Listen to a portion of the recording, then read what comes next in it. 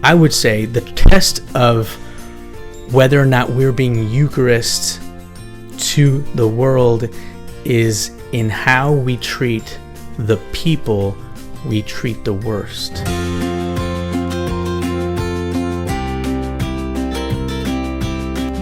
Hey everyone, how's it going? Welcome to Reading Between the Lines. I'm your host Nathan Stell here at St. Raphael, and today we're talking about how we respond to God. And I say how we respond to God and not how God responds to us, because one of the very basic things about what we believe is that God always initiates anything between us and Him.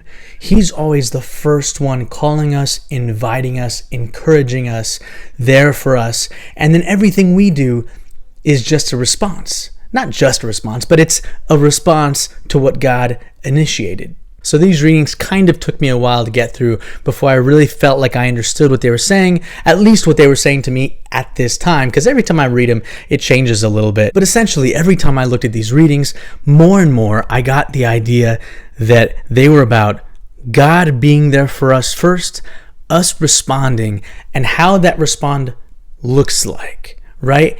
And I think it's a really important thing to figure this out, to talk about it, because it kind of gets to the whole point of our faith, which is what Jesus told us: loving God, loving each other, right? Loving God, loving people. I think there's a lot of people that do really well with others, not necessarily so well with God. And there's also a lot of people who do pretty well with the one-on-one relationship with God, but don't do so well with others. My brother-in-law is part of a softball league between churches, right?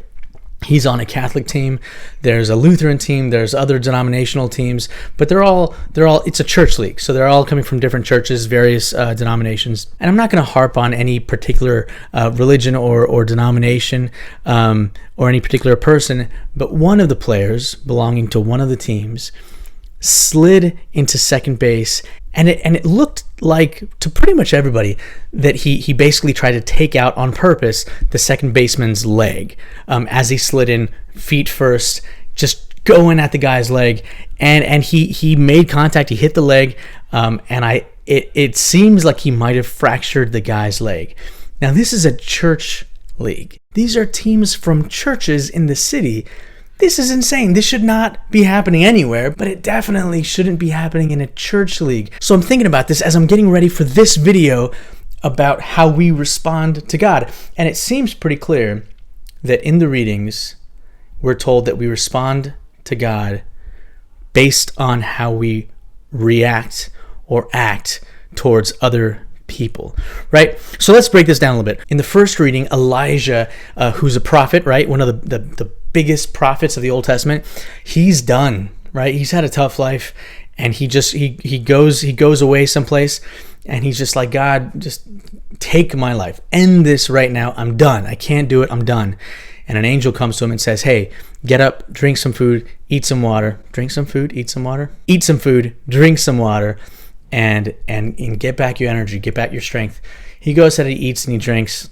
He lays back down. He's like, I don't want to do this anymore. And God again sends an angel. The angel says, get up and go serve the people. And he does, right? So this is the initiation of God. How many times do we feel tired? We feel down. We feel like we have nothing left. And God's like, yeah, you could do that. Or you could get up. You could replenish yourself, give yourself what you need, be healthy for yourself, and then go out and serve the people. Do whatever it is that you were put on this earth to do. God always makes that initiation. And in the second reading, Paul tells us what that response can and maybe should look like and not look like. He says, brothers and sisters, he says, get rid of all of the things like hatred and shouting. He even mentioned shouting and anger and all these things, all these ways of relating to people in very negative, unhealthy ways. And that doesn't mean you can never be angry. Anger is a perfectly acceptable, wonderful emotion to have, right? Just everyone gets angry sometimes. But what he's saying is get rid of these things toward other people. Get rid of these ways of treating other people that are unhealthy, right? And he says instead, treat people with kindness, compassion, justice, forgiveness, right? Do these things the way that Jesus showed you to do them.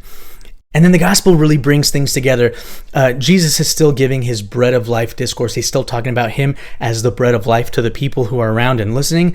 He says, no one can come to me unless the Father sends him. So that's the initiation part. God always initiates, and then we respond, hopefully, right, by coming to Jesus. And he calls himself the bread of life. And then he says, whoever eats this bread will live forever, and the bread that I will give is my own flesh for the life of the world. And let's just think about that for a second. Whoever eats this bread will never die, and the bread I will give is my flesh for the life of the world. One of the things he's saying here is the bread that I'm talking about, the bread that leads to eternal life, is me and everything I did and I've done on this earth. How I treated people, how I interacted with people, how I helped and healed and taught people, the way that I talked to people, right? It's kind of famously known that the only time Jesus got mad, seemingly, there was 2 times. The one time everybody knows about is when he turned up the tables. He went to the temple, and there were all these, vendors and people selling stuff, and he, there's the famous story of him going and like turning over the tables and getting all mad and being like, "What are you guys doing, selling stuff and getting profit in my Father's house?" And he was so upset, right? That's pretty well known. The other time that I know of that he got mad was when he was hungry, and he went outside to get fruit, I think from a fig tree, and the fig tree didn't have any fruit because it wasn't in season. And he cursed the tree to die and never bear fruit again. It's a crazy story. Anyway, so he's gotten hangry and angry, but that's it. And when he went to the temple and he was really upset, he was upset on behalf of the poor, on behalf of the people who were being shut out by all the money changers in the temple. He was upset on behalf of his people, not towards his people, on behalf of his people, right? There's something called righteous anger, which is when you're angry for injustice. You're angry at how people are being treated, and so you're advocating for them. So what Jesus is saying, one of the things Jesus is saying is, yes, eating my flesh, drinking my blood will lead to eternal life. It will lead to being tied together to something that never dies, truth and justice and love, compassion. Those things never die. And what is that bread? It's being like Jesus. And that's what we talk about when we say you are being called to be Eucharist after you leave Mass. We go to Mass, we receive Jesus' body, blood, soul, divinity in the Eucharist, and then we're called to be that Eucharist out in the world. And what does it look like?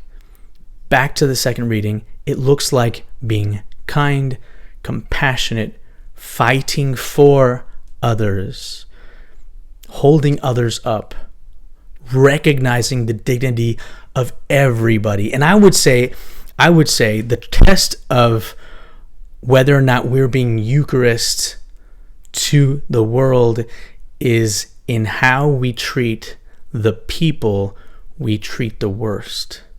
Because we can always look at those we treat amazingly well. Oh yeah, well, I treat that family good, and I treat those friends really well, and I have a lot of people that I treat wonderfully. But who do we treat the worst? Who do we look down on? Who do we judge? Who do we kind of just dismiss and don't pay attention to and walk past in our life? It's different for everybody.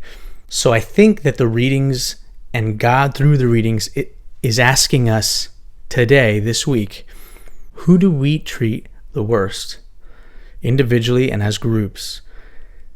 And that maybe that's an indication of how much we're allowing ourselves to really partake in the bread of life, to really partake in the Eucharist, to really allow Jesus in our lives.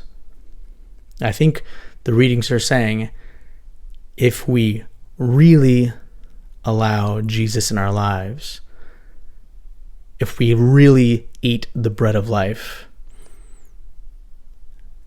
then we will treat everyone the way that Jesus did. And it's not impossible. That's what he's calling us to do. I'm going to work on that this week, and I invite you to do the same. In the meantime, have a wonderful week. God bless you. See you next time. We hope you like this video.